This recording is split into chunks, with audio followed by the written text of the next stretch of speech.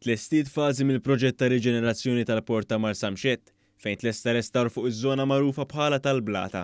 F'din iż-żona sar xogħol ta' pavimentar fejn ġew installati servizzi ġodda taħt l-art u tindif estensiv tal-faċċati.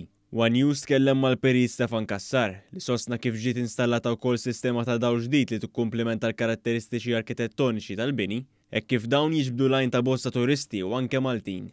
Huwa spjega wkoll kif il-kuluri li nataw lill-galleriji u l-aperturi tal-bini għandhom is-sinifikat tagħhom hekk kif dawn ġew miżbuha skont iż-żmien li nbnew. Ma' żmien dawna ġew miżjuda fis-solari, ġew mibdula, ġew restawrati ma' żmien anke bħala sidien hemm binjiet li hemm sidien li ħadu il-binja kollha, allura interventi kienu simili fuq il-faċċata sħiħa.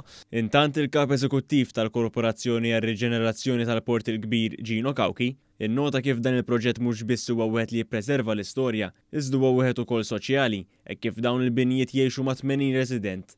Sostna kif din ir-riġenerazzjoni taż-żona tal-Blata hija biss parti mill-proġett tar-riġenerazzjoni tal-Port ta' Marsamxett. Il-proġett kollu ġie jiswa madwar 25 miljun euro minn fondi Ewropej. Ilu għaddej mis-sena 2018 u għandu jkun tlesta sa bejn wieħed u ieħor l-ewwel bidu tas-sena 2023. Kif għedlek hemm diversi proġetti li kien jinkludi fih, l-ewwel bdejna bil-restawr tas-swar, bir-restawr tal-bereġ, bir-restawr ta' bini storiku, mbagħad għaddejna għall-aspett soċjali li kien komponent qawwi ħafna f'dan il-proġett